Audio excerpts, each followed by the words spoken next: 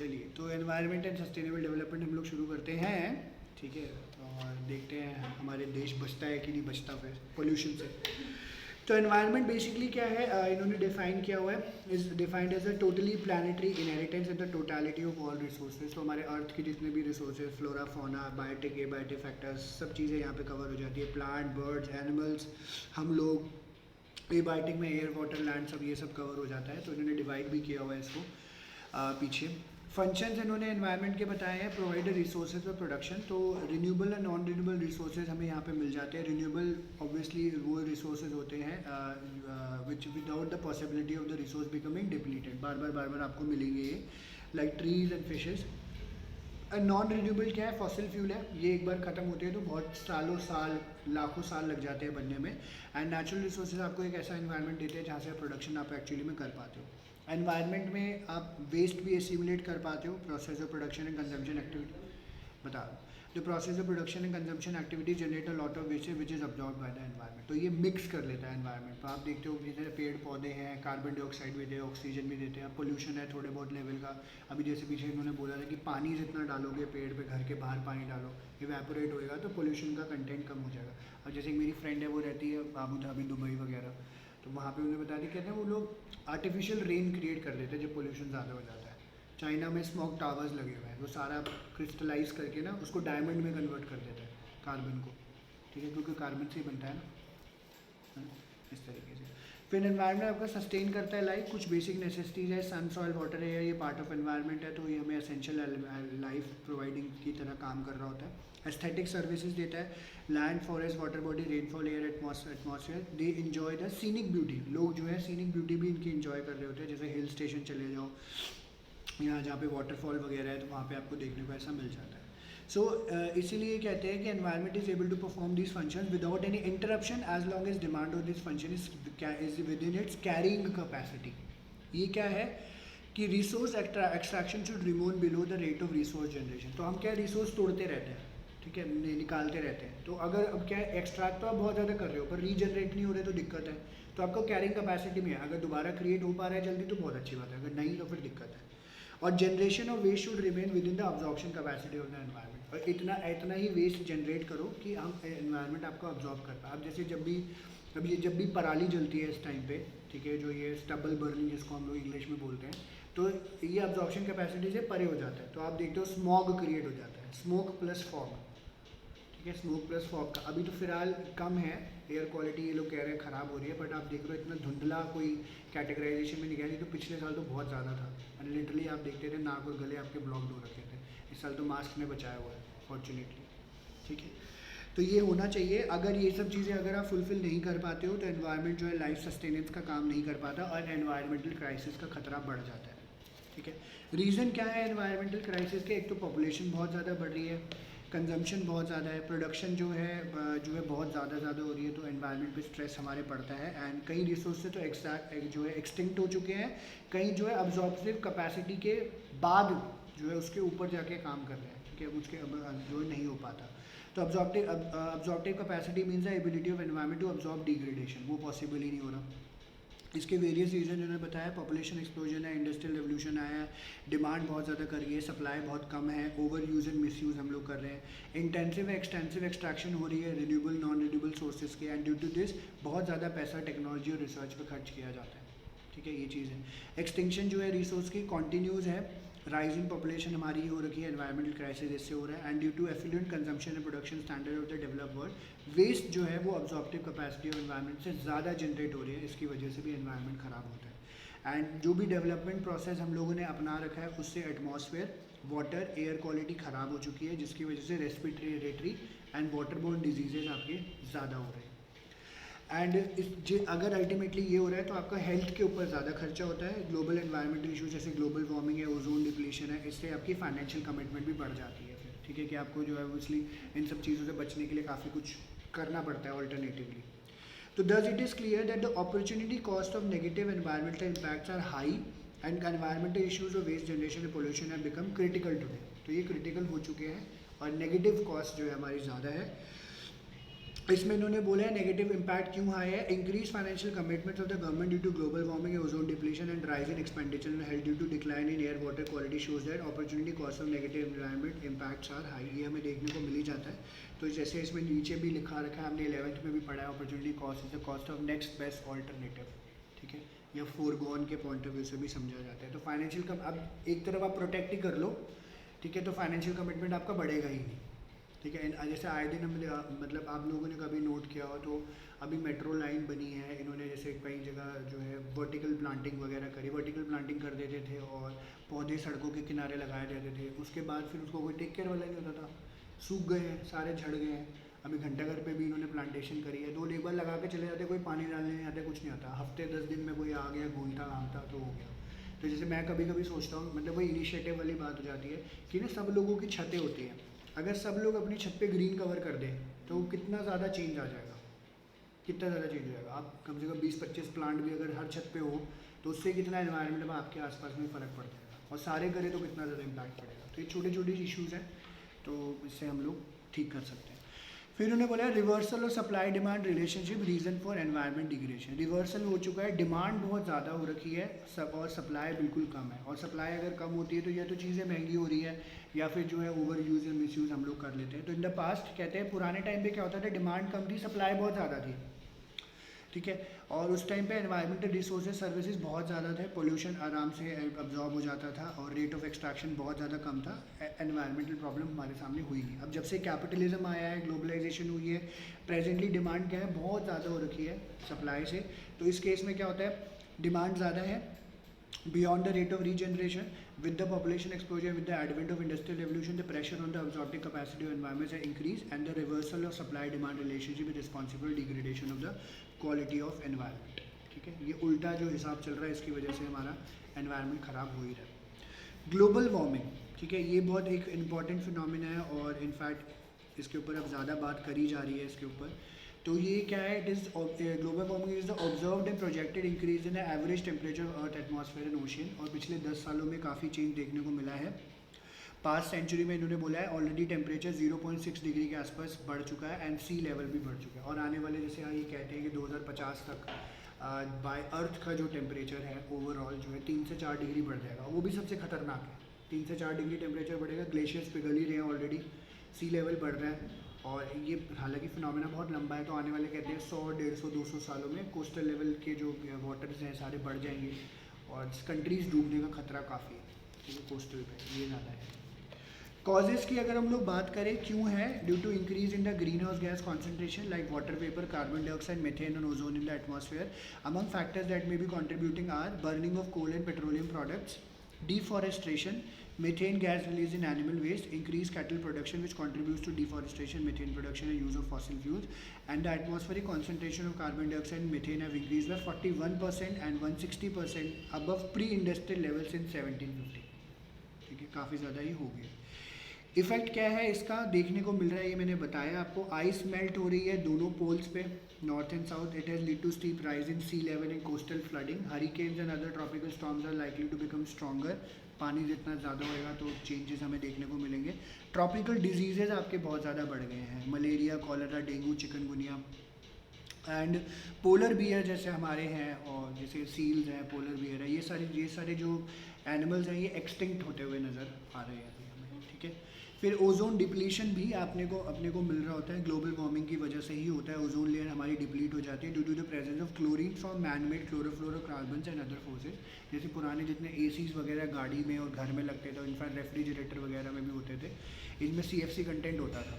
अब CFC content जो है, CFC फ्री रेफ्रिजरेटर्स एसी वगैरह बन रहे हैं, जब भी खरीदने जाओगे देखो लिखा होता है CFC फ्री। तो इससे क्या होता है, हमारा जो है ये जो भी जो एमिशंस होती है वो कम हो जाती हैं और ओजोन लेयर डिप्लीट होने का खतरा कम होता है। वैसे डीजल की गाड़ियों का कंट्रीब्यूशन है, अभी डीजल की गाड़ियों की वजह से भी होता है, ठीक है। तो कॉज ओजोन डिप्लीशन क्या है, high level of chlorine and bromine compounds की वजह से स्ट्रेटोस्फेयर में तब होता है। CFC जो है कूलिंग सब्सटेंस होता है, AC और रेफ्रिजरेटर में यूज़ होता है। Aerosol propellants and bromofluorocarbon which is use in fire extinguisher, वैसे में यूज़ होता है, हालांकि कम यूज़ होते हैं, बट AC तो अब ऑल ओवर द वर्ल्ड बढ़ चुका है हर जगह।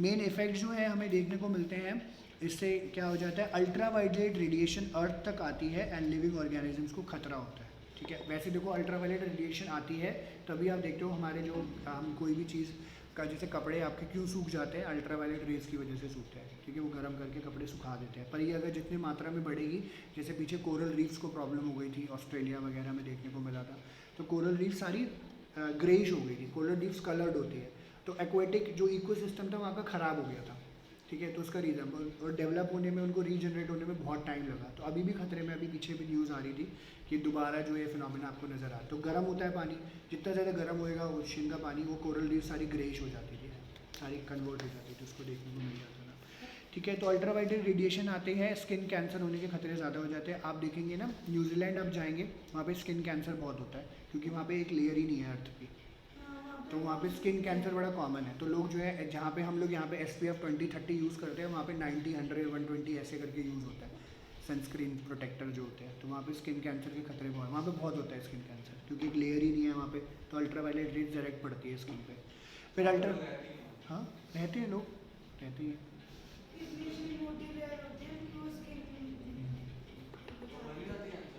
तो तो कंट्री है भाई, क्या कर सकते हो, कंट्री है, कहाँ से क्या कर सकते हो।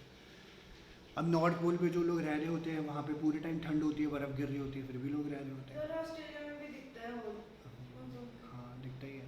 अब जैसे कई लोग, मेरे को भी, मैंने पहले नॉर्वे में, जैसे उनका नॉर्थ में पड़ता है, आई थिंक लॉन्गईयरडेल करके एक स्टेट है छोटा सा, तो वहाँ पे लगभग आप देखोगे 365 दिन में से लगभग 250 दिन अंधेरा होता है, अंधेरा ही होता है वहाँ पे, और वहाँ पे आपको मरना भी अलाउड नहीं है, क्योंकि मरना अलाउड नहीं है वहाँ पे। अगर आपकी डेथ नियर है तो आप कहीं और जाके मरो। हाँ क्यों, क्योंकि वहाँ पे बॉडी डिकम्पोज नहीं होती ना, बर्फ़ में रख के बॉडी नहीं डिकम्पोज होती। यहाँ तो जला देते हैं, वहाँ तो आपको रखेंगे, और वो बर्फ़ में अगर आप जो है चर्च जहाँ पे सिमेट्री में दबाओगे, तो सिमेट्री तो बर्फ़ है, सारी बर्फ़ ही है, तो वहाँ डिकम्पोज ही नहीं होगी बॉडी, एज इट इज़ रहेगी सालों साल बरकरार। क्या ठीक है। तो ये जो है फिनोमिना बहुत सारे हैं अर्थ के, ठीक है। यूवी रेडिएशन की वजह से फाइटोप्लैंक्टन प्रोडक्शन कम हो जाती है, which affects other aquatic organism, जो कि मैंने अभी कोरल रीफ का बताया, तो यही वाला था। एंड यूवी रेडिएशन के also influence the growth of terrestrial plants, ठीक है, इससे जो टेरेस्ट्रियल प्लांट्स आपके बढ़ जाते हैं। फिर इसके लिए इन्होंने बोला मॉन्ट्रियल प्रोटोकॉल हम लोगों ने बहुत पहले साइन किया था, 1990s की बात है, कनाडा में साइन हुआ था, क्योंकि कनाडा में मॉन्ट्रियल प्रोटोकॉल है, पॉल साइंस में पढ़ाया जाता है ये वाला। तो as ozone layer prevents most harmful wavelengths of ultraviolet light from passing through the earth atmosphere, इसका डिप्लीशन वर्ल्ड वाइड कंसर्न था, इसकी वजह से उन्होंने मॉन्ट्रियल प्रोटोकॉल अपनाया। Montreal protocol is a historical treaty design by member of United Nation कि ozone layer को protect किया जाए CFC ख़त्म करके। अंडर मॉन्ट्रियल प्रोटोकॉल्स जितने भी साइनिंग मेंबर्स थे, they agreed to freeze the consumption and production of CFC by year 2013, and India signed the Montreal protocol along with the London amendment of 79 1992। मॉन्ट्रियल प्रोटोकॉल has significantly reduced the burden of CFC in the stratosphere and helped in ozone recovery। इससे काफ़ी एक फ़ायदा मिला था, ठीक है, बट तो अब तो इतना नहीं चल रहा। एंड पर्यावरण का जैसे इन्होंने बताया हुआ है, मीन्स फ्रेंड, एनवायरनमेंट एंड मित्र means friend, and the time has arrived for us to become पर्यावरण मित्र, that is friend of the environment, ठीक है। टेक केयर करके चलो और भला करके चलो हमारे एनवायरनमेंट का। स्टेट, फिर इन्होंने इंडियाज़ के एनवायरनमेंट के बारे में बताया कि इंडिया के स्टेट क्या है एनवायरनमेंट का। तो हम यहाँ पे देख रहे हैं quality of soil, hundreds of reverse, tributary, lush green forest वगैरह सारी चीज़ें हैं अभी भी, बट इसमें कई चीज़ों में कमी भी आई है। तो कहते हैं ब्लैक सॉयल जो डेक्कन प्लेट्यू का है, जो कि कल्टीवेशन कॉटन के लिए और टेक्सटाइल इंडस्ट्रीज़ के लिए रहता है, leading to concentration of textile industry in this region, ये सब चीज़ें हमें देखने को मिलती है। इंडो गंगेटिक प्लेन्स है जो कि अरेबियन सी से बे ऑफ बंगाल तक जाता है, फर्टाइल है, डेंसली पॉपुलेटेड रीजन है। इंडिया के forest unevenly distributed, provide green cover for majority of its population and natural cover of its wild life. Large deposit हमारे पास आयरन ओर का है, कोल का है, नेचुरल गैस का जो हमारी कंट्री में देखने को मिलता है, and India alone account for nearly 20% of world's total iron ore reserves, ठीक है। तो हमारे पास कंट्री में काफ़ी है अभी भी। And bauxite, copper, chromate, diamond, gold, lead, magnesite, ये भी चीज़ें हमें different parts of the country में मिल जाता है। बट इन्होंने यहाँ पे क्या बताया, India's environmental problem pose a dichotomy, that is contrast between two things that are और represented being as entirely different. तो दोनों चीज़ें बड़ी डिफरेंट है एनवायरनमेंट की।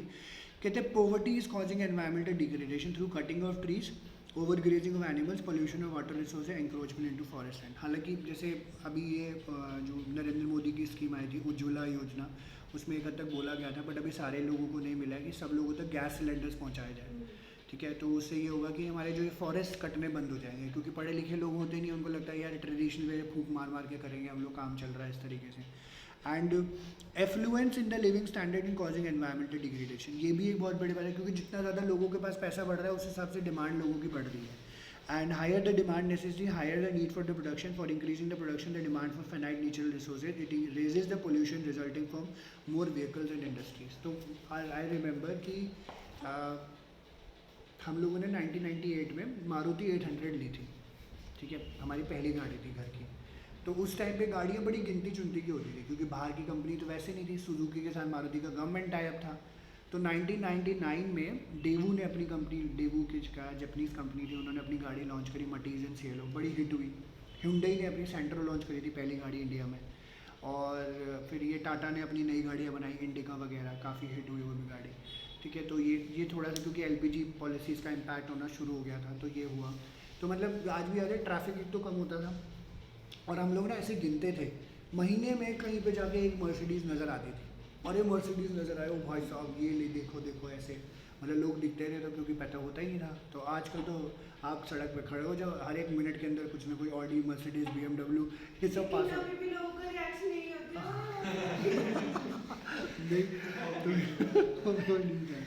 तो ये जैसे जितना ज़्यादा डिमांड बढ़ रही है, और इनफैक्ट ये जितनी भी बड़ी गाड़ियाँ सारी डीजल की आती हैं, और डीजल में एमिशन बहुत ज़्यादा है। पीछे मैंने डीजल करेंगे इंडिया में, तो इतनी जल्दी बंद नहीं होगी, पर कन्वर्जन तो हो ही रहा है। मारुति ने तो अगले साल से मना कर दिया, डीजल इंजन नहीं बनाएंगे हम लोग, कम्प्लीटली बंद। अब जैसे 2020-21 का तो यूरोप का तो टारगेट था, ये कंप्लीट इलेक्ट्रीफाइड हो जाएंगे, होएगा, हम लोगों का भी इलेक्ट्रिफिकेशन होएगा, बट अभी रिसोर्सेज नहीं है ना हमारे पास, तो इन सब चीज़ों से इलेक्ट्रिफिकेशन हो जाएगा तो फिर और बढ़िया हो जाएगा, फिर तो मज़ा ही आ जाएगा। वैसे पोल्यूशन लेवल में जो कमी आएगी, वैसे भी हेल्दी हो जाएगा एनवायरनमेंट काफ़ी। ठीक है, तो ये सब चीज़ें हो जाती हैं, और ओवरऑल डिमांड सारी चीज़ों की बढ़ती है। और इंडिया का फिर चैलेंजेस भी हमें देखने को मिलते हैं, तो लैंड डिग्रेडेशन हो रहा है, forest deforestation, soil erosion, biodiversity loss, air pollution, ये सब हमें छोटी क्लासेस में हम लोगों ने पढ़ी रखा है। मैं जैसे गो थ्रू कर देता हूँ आपके लिए। ठीक है, quality of soil, water, vegetation condition commonly cause by human activity, इसकी वजह से लैंड डिग्रेडेशन हो जाता है, और नेचुरल और मैनमेड प्रोसेस दोनों से होता है, विंड इरोजन, वाटर लॉगिंग की वजह से। और डिफरेंट टाइप्स ऑफ डिग्रेडेशन हमें देखने को मिलती है, जहाँ पे इन्होंने बोला mainly because of unstable use and inappropriate management practices. Such kind of degradation leads to loss of invaluable nutrients and food grain production, and poor and land use practice are responsible rapid land and degradation in India. Causes इन्होंने बताया है, loss of vegetation, over grazing, encroachment, non adaptation of soil erosion, conservation resources, conservation, unsustainable fuel, wood and fodder extraction, improper crop rotation, indiscriminate use of agrochemicals, और काफ़ी सारे examples और भी इन्होंने यहाँ पे दिए हुए हैं। ठीक है, इनकी वजह से आप देखते हो लैंड डिग्रेडेशन हमारी ज़्यादा हो रही है। Just a second. ओके, तो इसमें कुछ फैक्ट्स भी इन्होंने अपने रेफरेंस के लिए बता रखे हैं कि इंडियन एग्रीकल्चर 2000 का डेटा है, तो कहते हैं about 174 million hectares of land is facing serious problems, and out of 144 million hectares जो soil erosion की वजह से ख़राब है, और बाकी सारे में कुछ और प्रॉब्लम्स हो रही है। डिग्रेडेशन, डिफॉरेस्टेशन, ये तो हमें पता ही है, जंगल काटे जा रहे हैं, तो पीछे लैंडस्लाइड है, फ्लड के फिनोमेना बहुत ज़्यादा बढ़ जाते हैं यहाँ पे, और इकोलॉजिकल बैलेंस भी हमारा ख़राब हो जाता है। पर कैपिटा फॉरेस्ट लैंड हमारी कंट्री में 0.08 हेक्टेयर है, अगेंस्ट द रिक्वायरमेंट ऑफ 0.47, जो कि हमारी बेसिक ज़रूरतों को पूरा करेगा, जो कि काफ़ी ज़्यादा एक्चुअली में देखा जाए, और इससे काफ़ी डेंजरस कॉन्सिक्वेंसेज हमें देखने को मिलते हैं, like flood, soil erosion, heavy siltation और dams and changes in climate.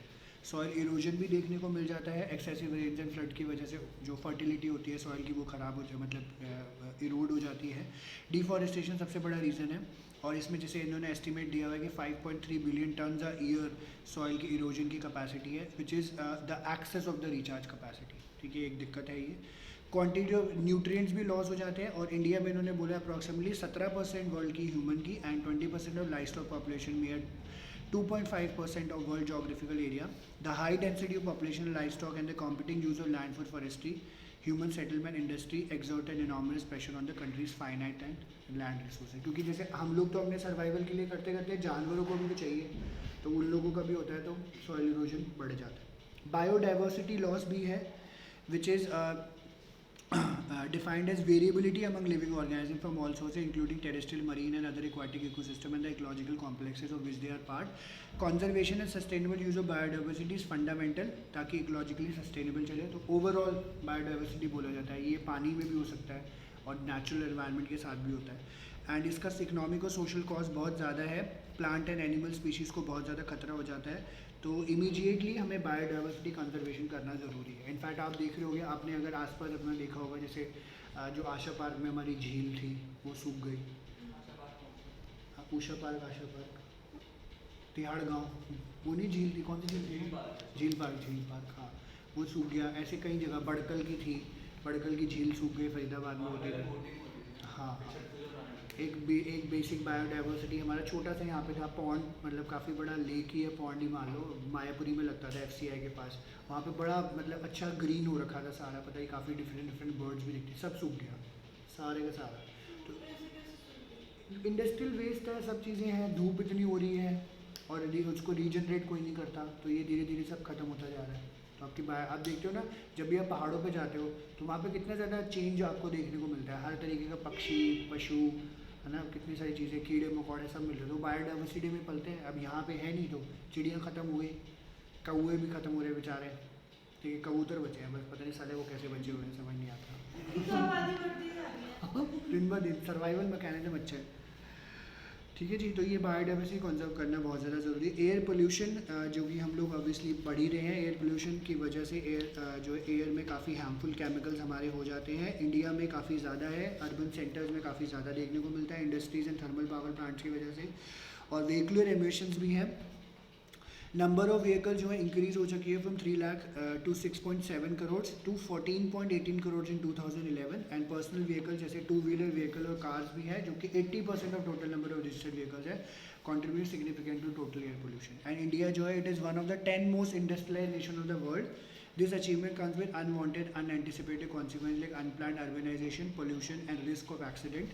And जो हमारा सेंट्रल पोल्यूशन कंट्रोल बोर्ड है, उन्होंने 17 ऐसी कैटेगराइज करी है इंडस्ट्री जो कि सिग्निफिकेंटली पोल्यूटिंग है, high at risk.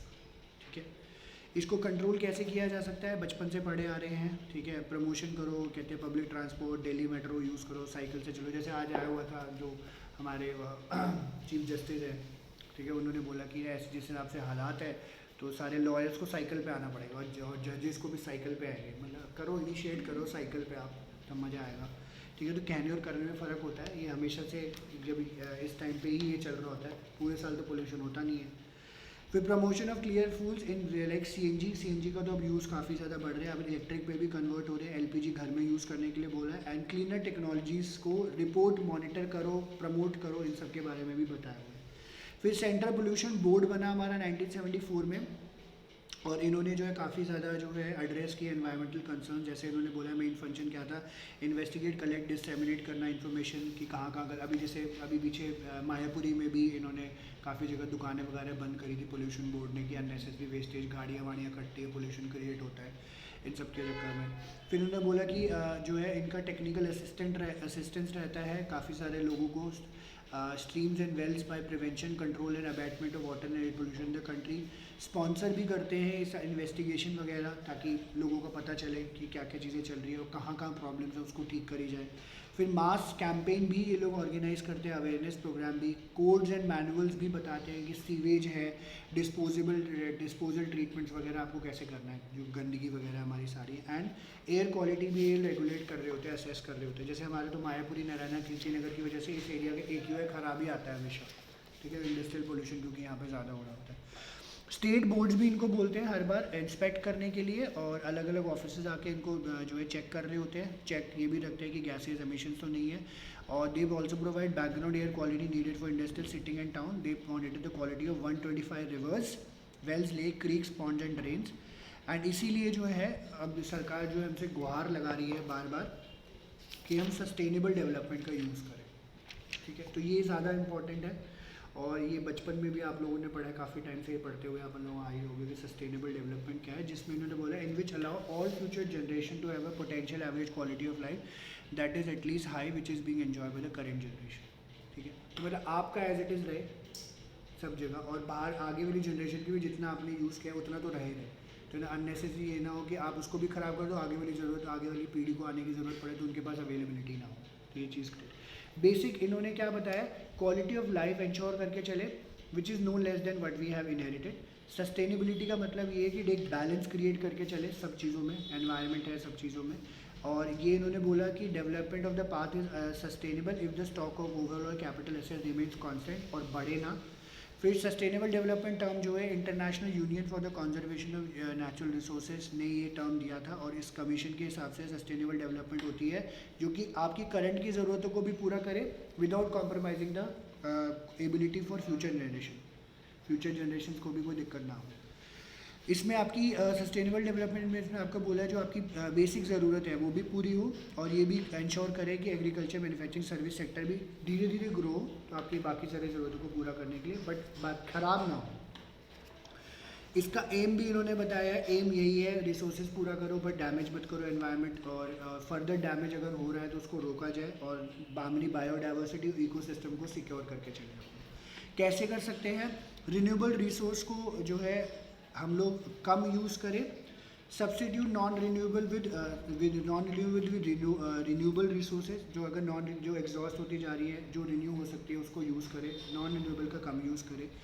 Input efficient बने, ठीक है, तो कम इनपुट दें, ज़्यादा से ज़्यादा आउटपुट निकालें, ये भी एक कोशिश करी जाए। जैसे अभी हम लोग मतलब मुझे लगता है जैसे हम कितना ज़्यादा एडवांस हो चुके हैं, बट कई चीज़ें ऐसी हैं जहाँ पे हमें लगता है कि ना ये चीज़ें ठीक हो जाए। जैसे मैं कभी कभी नोट करता हूँ कि हम गाड़ियाँ यूज़ करते हैं, बड़े बड़े इंजन हैं, टेक्नोलॉजी कितना कुछ आ चुकी है कि कितना पैसा बचाती है।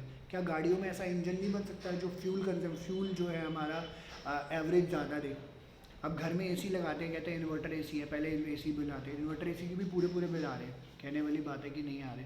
तो इन्वर्टर क्या एसी इतना एफिशिएंट नहीं हो सकता कि आपकी इलेक्ट्रिसिटी कंजम्पशन कम करे? तो मुझे लगता है डेलिबरेटली इन लोगों ने कि जो है जानबूझ के ऐसे जो है इलेक्ट्रिक जो भी है बोर्ड सर्किट वगैरह यूज़ करते हैं कि आपका जो खर्चा ज़्यादा हो। मुझे तो ऐसा लगता है, क्योंकि नहीं आप नहीं तो देखो कि हर जगह एफिशिएंटी तो है।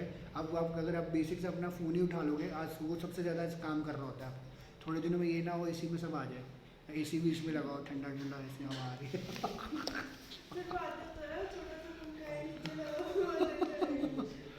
हाँ, तो ये मेरे को लग रहा होता है, तो इसलिए बोलते हैं इनपुट एफिशिएंट बने, ज़्यादा मतलब इनपुट कंज्यूम नहीं करें, आउटपुट ज़्यादा निकालने की कोशिश है, पोल्यूशन कंट्रोल करें, पॉपुलेशन को कंट्रोल करें। स्ट्रैटेजीज इन्होंने यहाँ पे बताई है जो कि इंपॉर्टेंट है।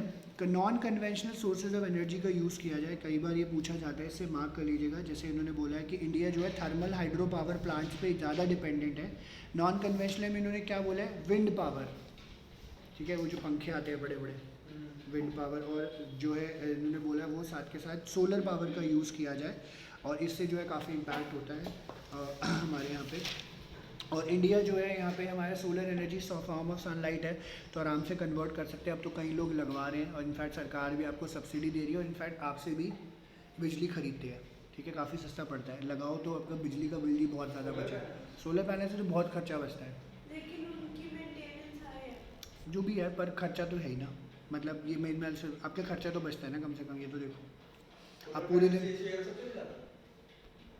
किलो जो कनेक्शन ज़्यादा लगवा लो, उसमें आता है। जैसे अब जैसे बिजली का बिल, अगर जैसे यहाँ पे मेरा कनेक्शन 4 किलोवाट का है, तो 3 एसी चल जाते हैं आराम से, तो 4 किलोवाट का लगवा लो, आराम से चलेगा, कोई दिक्कत नहीं है। एक बार की इन्वेस्टमेंट है और ज़िंदगी भर का सुख है। यहाँ पे लगा हुआ है, डेटा लगा हुआ है, जो ऑटो वाला मार्केट, कहीं मंदिर में लगा हुआ है वो शायद, मार्केट के बीच में भी लगा है। इनिशियली तो महंगा ही है, पर इलेक्ट्रिसिटी के खर्चे से तो बचोगे। और हमारे यहाँ पे तो पूरी सन इलेक्ट्रिसिटी, पूरी सन रेस तो पूरे टाइम रहती है, हर बार ही रहती है, ठीक है। तो सोर्सेज विंड और पावर, सोलर रेस का totally free from pollution, although their initial cost is high but benefits बहुत ज़्यादा है। क्लीनर फ्यूल्स, सीएनजी वगैरह, एलपीजी, सीएनजी, एलएनजी वगैरह यूज़ करने के लिए बोला है। रूरल एरियाज़ में इन्होंने बोला है कि गोबर गैस वगैरह यूज़ ना करें, गोबर, ठीक है, और जो है एलपीजी वगैरह का यूज़ किया जाए। मिनी हाइडल प्लांट्स को इस्टेब्लिश करने के लिए बोला है। जैसे आप अगर पहाड़ों पे जाओगे तो पानी के स्ट्रीम्स जो बहुत तेज़ आ रहा होता है, उससे टरबाइन मूव होता है, टरबाइन इलेक्ट्रिसिटी जनरेट करती है, वो कांस्टेंट रहता है, चेंज नहीं होता। पहाड़ों से पानी गिरेगा तो स्पीड में ही गिरेगा, तो उससे भी काफ़ी होता है। और डैम्स लगा के उससे और एनर्जी जनरेट करवा देते हैं ये लोग, ये भी फ़र्क हो जाता है। और ट्रेडिशनल नॉलेज एंड प्रैक्टिसेस का हम लोग ज़्यादा यूज़ करें। अब जैसे हम लोग क्या कर रहे हैं कि जो है केमिकल फर्टिलाइजर्स वगैरह ज़्यादा यूज़ करें, शरीर ख़राब हो रहा है, तो इसमें इन्होंने बोला है कि लार्ज स्केल डैमेज से बचा जा सकता है। आयुष ट्रीटमेंट का यूज़ करें, जिसमें आयुर्वेद, यूनानी, होम्योपैथिक वगैरह सब कवर हो जाता है। एनवायरनमेंट फ्रेंडली है, साइड इफेक्ट नहीं है, केमिकल प्रोसेसिंग नहीं होती, तो इंडस्ट्रीज़ में बनेंगे नहीं, आपके लिए भी फ़ायदा रहेगा।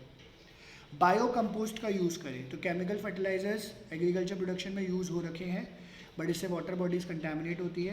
केमिकल फर्टिलाइज़र की वजह से इरिगेशन की डिमांड भी बढ़ चुकी है, एंड ऑर्गेनिक फूड अब जो है डिमांड में आ रहा है, तो लोग जो है बायोकेमिकल वेस्ट भी यूज़ कर रहे हैं। In certain parts of the country cattles are maintain only because they produce dung which is the important fertiliser in soil कंट्रीशन।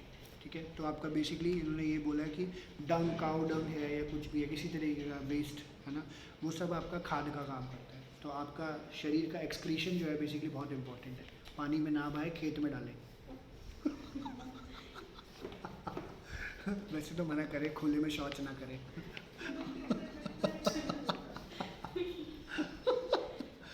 Biopest को कंट्रोल करके चले। पेस्टिसाइड्स का भी हम लोग काफ़ी यूज़ कर रहे हैं, उससे भी ख़राब हो जाती है चीज़ें। And to meet this challenge pest control methods हम लोग यूज़ करें, जैसे नीम बेस्ड पेस्टिसाइड्स और साइड इफ़ेक्ट्स बेस्ड, जो साइड इफ़ेक्ट्स ना हो उसको यूज़ करें हम लोग। इन एडिशन इन्होंने बोला है कि एनिमल्स एंड बर्ड्स, जैसे ऑब्वियसली ख़त्म हो चुका है, वरना आप देखते हो कौवे, चिड़िया, ये सब जो है, सांप वाप, ये सारे पेस्टिसाइड्स की तरह ही काम कर रहे होते हैं, खा जाते हैं कीड़े मकोड़े, एक्स्ट्रा चीज़ें। ठीक है, पर कई बार एक्सेस हो जाता है ख़राब, जैसे टिड्डे की सेना आई थी पीछे, टिड्डों की सेना फसल ख़राब कर देती है हमारी। ठीक है, एंड मिक्स क्रॉपिंग जो है हम लोग यूज़ करें, इससे जो है हमारा लैंड जो है बेसिकली कंजर्वेटिवली हम लोग यूज़ कर सकते हैं। एंड इन्होंने बोला है अनस्टेबल, जो suitable unsustainable patterns of consumption production है उसको ख़त्म किया जाए। अब क्या हो रहा है, परचेजिंग पावर लोगों की बढ़ रही है, वेस्टफुल कंजम्पशन हो चुका है, कंज्यूमरिस्टिक एटीट्यूड बन चुका है। ठीक है, ज़्यादा से ज़्यादा, तो इससे जो है डेवलपिंग कंट्रीज़ और डेवलप कंट्रीज़ पे भी दोनों पे स्ट्रेस पड़ रहा है। अभी जैसे सुबह पूनम मैम से बात हो रही थी, तो वो कहती कि जैसे मैंने बोला कि iPhone 12 तो चार्जर ही नहीं दे रहा, तो अभी मैं कहते हैं, तो मैंने इसका इम्प्लीकेशन, तो उन्होंने जैसे ऐसे ही समझाया, कहते हैं अब देखो चार्जर को खरीदेगा नहीं, तो वो चार्जर नहीं बना रहे तो ई वेस्ट जनरेट नहीं होएगा, ई वेस्ट जनरेट नहीं होएगा। नहीं तो क्या होगा, आप स्वैप कराने जाओगे तो इस बार आप दोगे आप सिर्फ फ़ोन, आप चार्जर नहीं दोगे।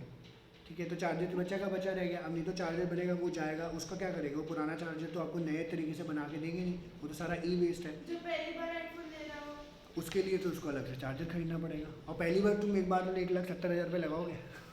सर, लगाने वाला लगाता भी है। पर इन लोगों का जिनका वो लेगेसी चली आ रही है वही लोग करते हैं। हो गई ईयरबड्स अलग है, उसके भी अलग कॉस्ट है। तो ई वेस्ट, हाँ, ई वेस्ट कम करने की, विच इज़ क्वाइट प्रैक्टिकल कि ई वेस्ट हमारा कम होएगा, बट अनसेंसिबल भी एक तरीके से देखा जाए तो, इनसेंसिबल टाइप्स। ठीक है, तो ये पब्लिक अवेयरनेस और एजुकेशन देना ज़रूरी है। Desirable limits for consumption and production हमें यूज़ करना है, इंक्लूडिंग एजुकेशन, इंसेंटिव, लेजिस्लेशन। जैसे अभी पीछे मैंने TEDx देख रहा था, पिछले साल की बात है, तो उसमें इन्होंने बताया कि ना 1 प्लेट चावल आप खाते हैं, मुझे बड़ा दुख होता है, जैसे कोई रोटी छोड़ देता है, कोई खाना छोड़ देता है, मुझे बड़ा दुख होता है सीरियसली, कि ना आप ये देखो कि ना पता नहीं कितने गेहूं का आटा की एक रोटी बनती होगी और कितने महीनों तक वो उगता होगा, और आपकी प्लेट में आता है, आप ऐसे ही फेंक देते हो, ख़त्म। उस दिन मेरे को ना, मैं TEDx देख रहा था, उसमें बताया बंदे ने, वो मद्रासी था, तो तमिलियन था शायद, तो उसने बताया हमारे रीजन में, कहते हैं हमने ऑर्गेनिक फार्मिंग यूज़ करी, कितने लोगों को सपोर्ट किया है, जिन लोगों की कहते हैं 100-200 रुपये इनकम थी, लाख 2-2 लाख रुपये पहुंचा दी सिर्फ ऑर्गेनिक फार्मिंग से, सस्टेनेबल यूज़ करके, जो कि ये था, भेजूँगा वो मैं, देखना। ठीक है, और उसमें उसने बताया कि 1 प्लेट चावल आप खाते हैं, तो ये जो कंटेनर आता है ना, ट्रेलर आता है पानी का, जिसमें जो छोटे वाला आता है, जो पानी भरने के लिए आपने देखा होगा गली गली में पानी लोग भरते हैं उनसे, जहाँ पे पानी नहीं आता, कहते उतना पानी लगता है, एक ट्रेलर पानी लगता है 1 प्लेट चावल नॉर्मल। तो आप इमेजिन करो कितना पानी यूज़ करते हैं। अब वो कहते हैं ये ना इकोलॉजिकली कहते हैं सस्टेनेबल नहीं है, क्योंकि पानी भी बहुत यूज़ हो रहा है, लेबर भी बहुत यूज़ हो रहा है, कहते हैं चावल खाना बंद करो, कहते हैं मैंने तो चावल खाना ही बंद कर रखा है, ये इतना ज़्यादा। मेरे को तो इमेजिन मैंने सोचा कितना पानी और कितनी मेहनत लगती है, तो जाके आते हो, तो खाना भी आपको वेस्ट नहीं करना है।